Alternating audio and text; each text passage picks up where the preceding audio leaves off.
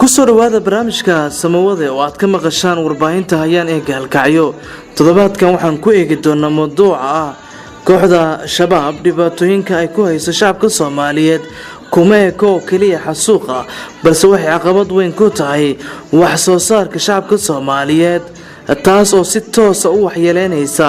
nolosha kuwa ka badbaada dilalka iyo qaraxyada. tusaale kooxdu waxa ay xireen qaar ka mid ah wadooyinka ay beeraleyda iyo xoolo dhaqatadu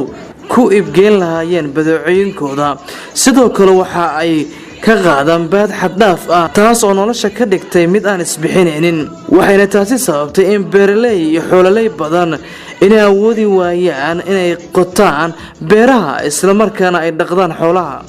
haddaba sidee loo arkaa dhibaatada dhaqaale ee dalka iyo dadka ay ku hayaan argixisada al-shabaab?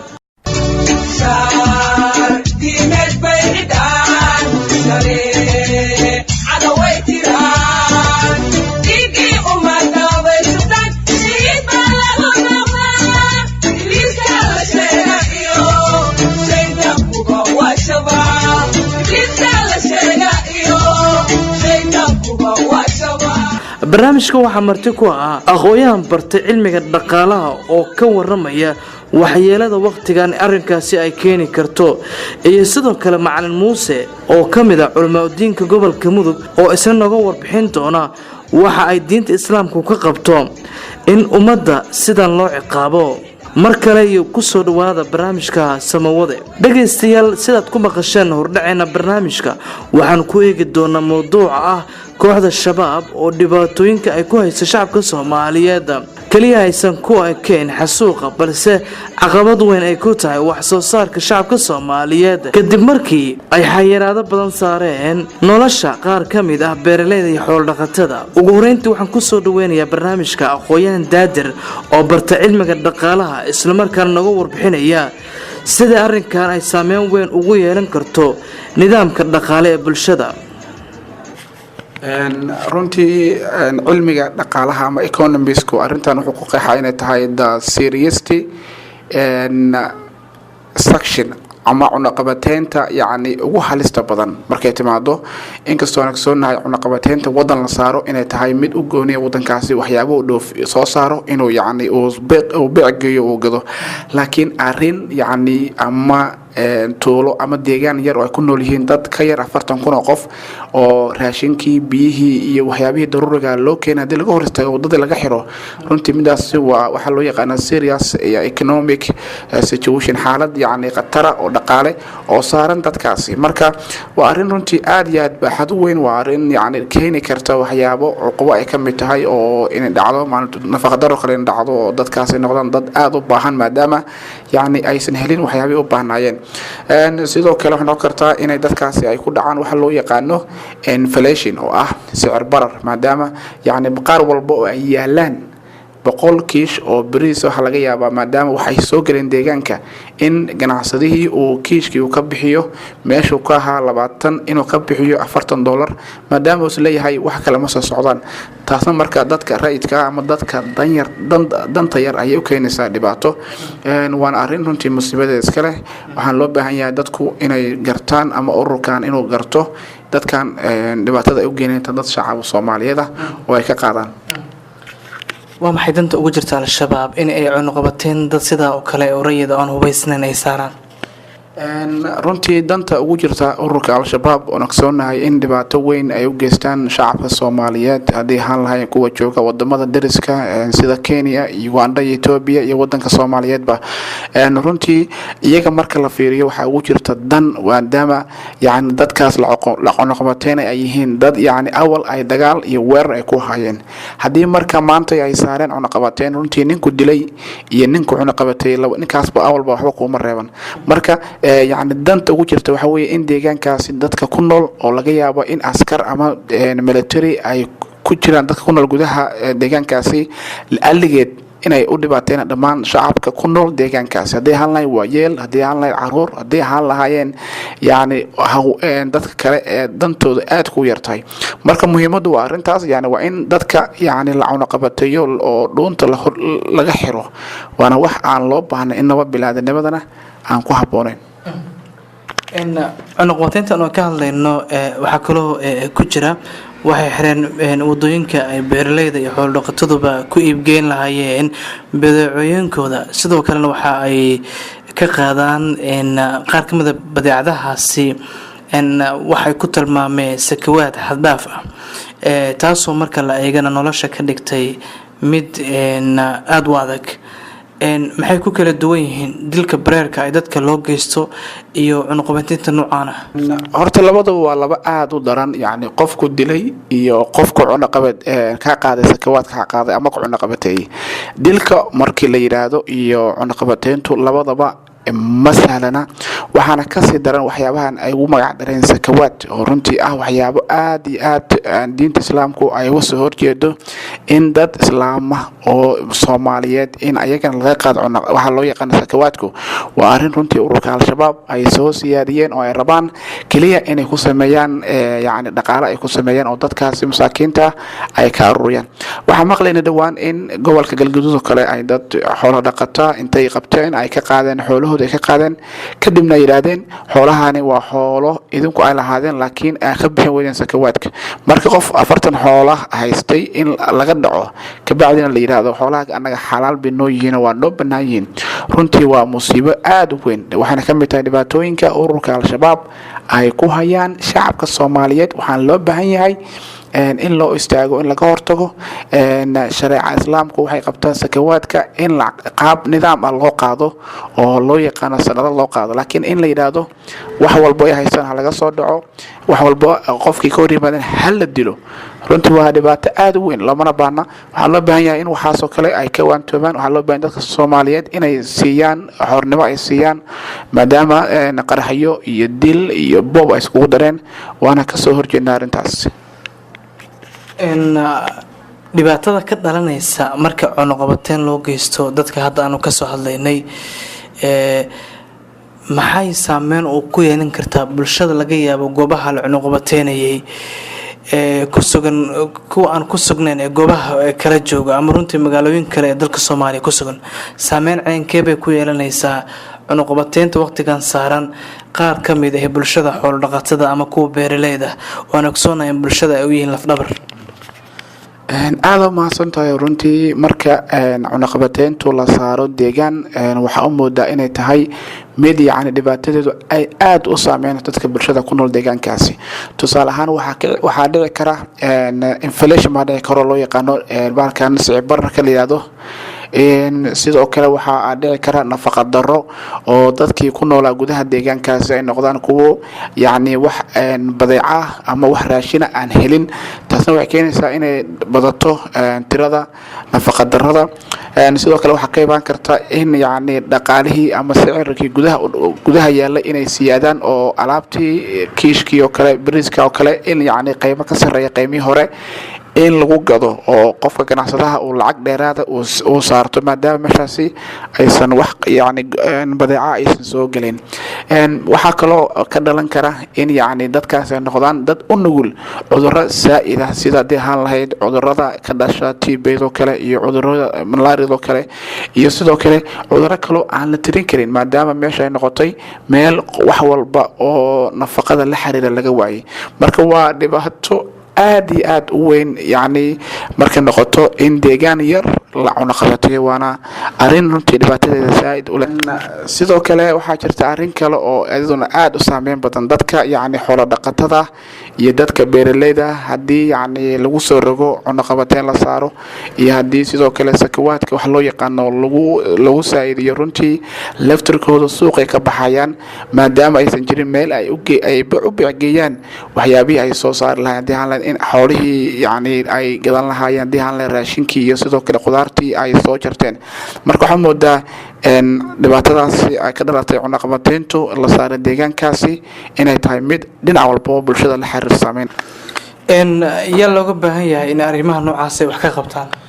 runtii waxaa looga baahan yahay arrinta noocaas inay ka qabtaan dadka deegaanka oo ah dadka la saaray cunaqabateynta iyo sidoo kale cid walba oo dan ugu jirta deegaankaasi haddii aan lahayd ganacsatada haddii aan lahayd qeybaha kala duwan ee bulshada haddii aan lahayd ciidamada dowladda iyagu koontaroola ama maamula deegaanadaasi cunaqabateynta la saaray maxaa yeelay waxaa loo adeegayo ama la fiirinayo waa danta shacabka haddii shacabkii la dhibaateeyo oo laga hor istaago waxyaabihii quudan lahaayeen runtii waxay moodaa meeshaasi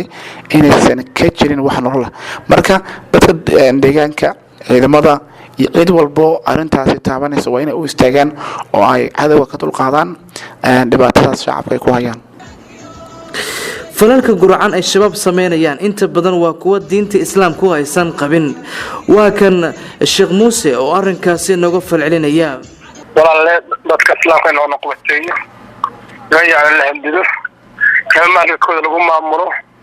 ilaahay waa xarimay subxaanahu watacaala rasuulkiisana wuu noo hadlaya haddii rasuul ku yiri yaa cibaadii innii xaramtu dulma calaa nafsii wajacaltu baynakum muxaraman fanaqbala baynayi subxaana watacaala addoommada yoonu dulmi naftooda waa ka xarimaya subxaana watacaala adinka dhexdiinana yani dhexdiina xaaraan baa ka dhiga dulmi ee ha isdulminin addoommada ilaahay subxaana watacaala كلكم مسؤول عن رسوله عليه الصلاة والسلام دمانتين مسؤولين باستهين قف كستنا يعني وحي يعني الفاعية الاستعادة بين قيامة الدين عيدنا مركي لا يغير سبحانه وتعالى وما أصابكم يسبب وقت يجدوا وقت عن كثير مصيري ما أصيبته إلا يعني وحق عني لقوة كستر معه قد إسلام إلهي يعظم المسلمين وإلهي يعني وقوة هذه العاقبة والعقابة ولا عدوه لأن الكل يعني الهيك حرام يعني الصوان يعني أول وقت كتر فشي إلهي وقف السنة سبحانه وتعالى عقاب بركة فكرت معي أنت يعني أودكم وقون الصي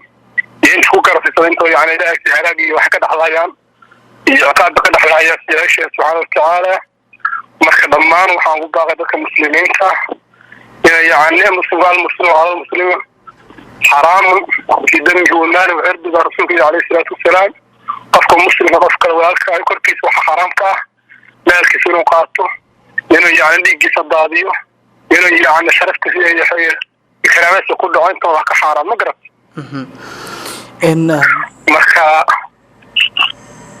مركا وحاول لده هي قفك استوى من حنوه إلهي أمر سبحانه وتعالى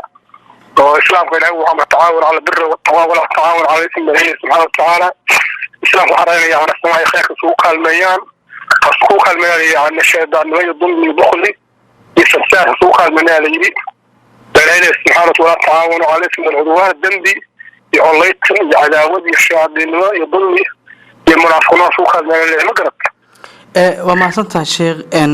dabcan ururka al-shabaab horey waxaa loogu bartay dilka xasuuqa dadka waxgalka ahi waqtigan waxa ay aada u kordhiyeen cunuqabateynta ay saarayaan dadka xoolo-dhaqatada ee beeralayda islamarkaan maxaa farqi u dhexeeya dilalka ay u geysanayaan dadka waxgalka ah iyo tan ku saabsan cunuqabateynta waqtigan ay kusoo rogayaan dadka laga yaabo in xoolo-dhaqatada iyo beeralayda alaba lafdhabartu ah bulshada waxba isma dooriyaan qofka hadii noqdo inta laga jaro wuxuu dhimar kara wey qofka yani wuxuu ku noolyahay ku dhaqaaqo waa wuxuu quuto weeye hadii yani la joogto loo waxa way sawsiyaanada ku yihiin hadda qofka yani maalkiisa yani ka dhacdo ka hoojisi wala dilada la mid tahay hadda yani shacabka ku dhashatay hadii yani maalkiisa ka qaadato meel la aqoon dhinto inta yani shada islaamku waa isku mid weeye ilaahay qofka islaamka yani qofka muslimka ah dhiiggiisa uu ka xarimay maalkiisa uu qaato waa ka xarimay sharaftiisa iyo karaamadiisa caddiisa yani inuu yani ku dhaco waa laga xarimay ilaahay subxaanahu watacaala yaa ayuha aladiina aamanuu laa ta'kuluu amwaalakum baynakum bilbaadil يقولك عليه رسول مالك يعني بعد دحين كل عنا إلهي سبحانه وتعالى مركب قفي يعني قفك يعني ولكن المسلم مالك يشقى تصالحان لما يعني حوالي زكو عدبه سواء سلاح واحد ارتقفك يعني واحد من يفعل ذلك بليس قفك يعني هيك السوينة فسوف المسلمين نارا جهنم ليس سبحانه وتعالى تمن واحد قلده نار جهنم اللي يجهده ويصل الصغيرة وقلده وقوة ربنا سبحانه وتعالى مركب يعني أبو عيد ورفته قصة وروري qofkii yani ugu kaalmeeya maalka muslimka yani la dhaco oo ku taageera iyo kii ka qaado yani awood wanaagsan intaba waa isku dembi marka waad mahadsan tahay dabcan arrinkan oo kale sideeba looga baahan yahay in dadku ay wax kaga qabtaan ama ay dadku kugu baraarugaan in falalka noocaanihi ay kooxahan shabaab oo kale ay geysanayaan kooxahan khawaarija kulka noshay calayhi salaatu wasalaam يأتي على الناس سلمان برسول عليه السلام على مضي عضونا لا يدري قاتل فيما قتل ولا مقتل فيما قتل ثم حصلك مضي عضونا عليه الصلاة والسلام مثل الدين واحد يقدر السجرين واحد يقدر السجرين والزمن يعني وصف في كان هو الموصوف في آخر الزمان والزمن يعني ما انتهى النحي مركب وحوي هو خوارج الرسول كان اللي عليه الصلاة والسلام وأنا ما كنت على خارج كيوي هنا صوب حضور رسولك واشق عليه الصلاة والسلام قوم بصوب حضور رسولك يسيق كيف في آخر الزمان قوم يحضر الناس والسوق بهادين وعرف صوب حضور قوم يعرفك هالمدة رضا وحميني في كتاب وقاليه والسوق محدي يكون السنة حين يقرؤون القرآن والسوق في الشيء رسولك عليه الصلاة والسلام قرآن كأخذ دونان وحكى رسولك اللهكم وقوم من دعاة في باب جهنم سوء يقول يعني كان يردها كذا كوي ورسوقله والنار تصوقه ورسوقله ويسوق عليه السلام قفك الجميع سوء يكون على الوضوء وحي يعني الشرعاء سنة وحكي وشي من الواقع ورسوقهم شر الخلق والخليقة ورسوقه مخلوق وإله وشر تضوي حتى كان في البحر ورسوقه وملاك بدك كتش الله كدقه وكشفر بيهم ديني وقام كاس ورسوقه وشي عليه السلام خوارج تلسل به الدوران إلى إسلام تعدل الدوران إلى يعني مسلم كان الدوران إلى في الدين وهذا يريد الدين يعني الدين هو يقول هذا الأيام ويعني الدين السوري التالي مسلم يقول الضحيان ذكر الله عليه الصلاة والسلام قوم كاس مركب محامد مسلم تلاحظون إلى يعني وراس يعني أسكت عيان إلى نفي المال يعني أي الشهيدان إلى يعني بيجين السنس كدي في الضح ضعف في الصارم يعني أكد يديان بلاد هاي أنت يعني إلى هي وسيلة سبحانه وتعالى الله وقلا إلى سدليه إلى سلحانيسته الله وقلا شذا سنة وخير علي إلى قلت على شرف التساء يكرامة التساعد في حرام كل مثل الرواء وإلى الصبح قفك وحو محيي قفك إلهي وكرامي وقد كرمنا الدنيا آدم فضلنا إلهي سبحانه وتعالى وإلهيك وكرم ما نفضلنا إلهي سبحانه وتعالى مركو احنا قفك كرامة إلهي سيئي إنه هذا إلهي سيئي يعني الدفاع له وعردي شرف التساء الصبح وهي يعني قفك يعني في أضوان كلا في الركته شغال فرق ومبناني إن استفاع الرواء waayahay marka waa maxay baaqa ugu dambeeya oo u dirayso bulshada Soomaaliyeed ee waqtigan ku maqleysa ee ku saabsan falalkan guracan ee ummadda sida arxan darada leh ee kooxaha shabaabku kamid yihiin oo kale ay ula kacayaan bulshada dhammaan muslimiinta dhamaantood waxaan ku baaqayaa qoomkan yani قوم يعني حدا وصلنا السحين قوم يعني حلق رسولك الشريف عليه الصلاة والسلام وأنا ممكن النبي عليه الصلاة والسلام كان ويقى قيمها هي اعدل فإنك لم تعدل بني يكون جهازين وفرنك لو رجلي لقصة فرعبان من كان ورسولك وردانا أصحابه وكان غلا عدانا عدالة سمين هي برسولك وجه وابي إذا بكر الصديق وابن مسؤول يغورتا كتشره ويري يقول يسد يقوم في مرسول قصة فرعبان الدوانيه طبعا هناك يعني ما أنت تقدر تفسر دمر مسلم ومسلمين لكن العلم مقدرين ما أنت يعني من اللي قوله مركا يعني قوم كحل اثنين محمد عليه الصلاة والسلام بشرك تقول دوين وصل قنوات الإسلام فوق قيمنا هي رسول الله ما عدالة سنة مركا يعني الدين بين الشيخين هيان إلى الدين تقول قانا مسوين هيان إلى يعني الإسلام يجين بموتين هيان سوء كانوا في عريق يحسنوا مغيرة يسوء نفسه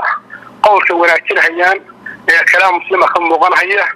marka ficilkooda arkada karo guracad marka aragtana waxa ka raacamaysan muslimiinta maanta dhamaantood way ka warqabaan yani nimankan waxay alxamdulillah meesha ka gaareen yani si islaamku u halaajinayaan si diinta ugu tagrifanayaan marka muslimiinta dhamaantood waxa uu baaqayaa intii yani codkii gaarayo in yani nimankan yani laga digtoonaado ila yani fikrada khaldan ay faafinayaan yani alu kaseen ila ilmaha yani loo yani كدفاع على كيل الصدان يعني أنا قفك المال المسكح من قبولين كمان أسكت أجل للشيء شر السلام خصاص وعمر إياه إلى هنا فعلك سبحانه وتعالى ضمان وحالين منكس وحيد باقية مثل الدين يضع حالين يعني باقيين هيان وحا إسلام خدمات لحظة نتكدفاع على سكدعيه خاصة يعني نمك مركا يعني تدويرها يعني مركا هو كهيستان انت إليكم من أبناء فلله الحمد وأشكد أسوح على إلهي من الهوين ليه انت مركا يعني توصل ديان إلهي أنا أقول إذن تكدعيه على واس إلهي نحكرر عليه سبحانه وتعالى ضمان إسلام قوة بلين لك سوچي إلهي أسرق دمات الله كطالين ليحي إسلام قوة الله قرقاره لكن من المليء توفيق الله فيه إلهي سيخير الله نوافق شيء مالشان الله نوكوه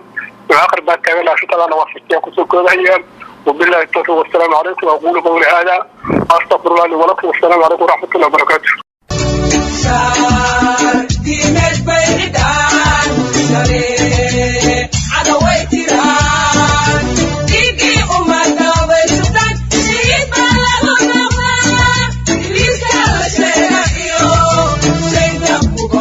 markana waxaan isla soo gaarnay dhageystayaal qeybaha fariimaha iyo falcelinta dadweynaha dhageystaha ugu horeey waxa uu leeyahay magacaygu waa daahir xaafadun waa garsoor al-shabaab mar rabaan nolosha iyo badbaadada bulshada Soomaaliyeed oo waa mid ay dhibayso arrinkaasi farax warsame xaafadu waa wada jira ayuu yiri al-shabaab waxay cunuqabateen ku hayaan bulshada Soomaaliyeed waana sida ay rabeen arrinkaasi saddex dhageystaha kalena waxa ay leedahay waxaa maxamed ilaahay umadaha ka qabtay baytir shabaab bulshada beeraleeda iyo kuwa markaasi kalaba wax soo saarka bulshadeena ay qayb weyn ka yihiin dhageystaha kalena waxa uu magaciisa ku sheegay Faadil Cabdi xaafadun waa horumar noqobateenta shabaabku ay ku hayaan shacabka waa mid saameyn weyn ku yeelata cid kasta dhageystaha kale ee fariintiisana soo gaarsiiyay waa Ahmed Sheekh al-shabaab dhacbay umada iskugu dareen iyo dilba dhageystaha ugu dambeeyna waa idil warsame dawladda arrinkaasi waa in ay wax ka qabataa bay yiraahdeen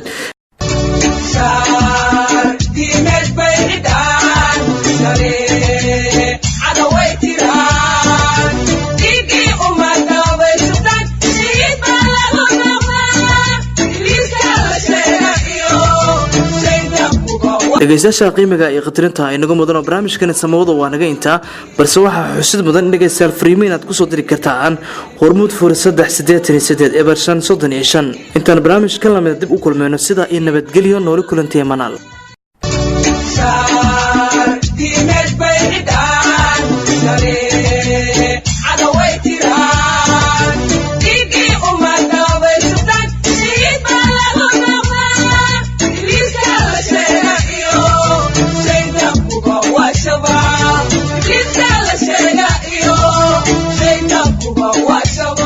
Kuba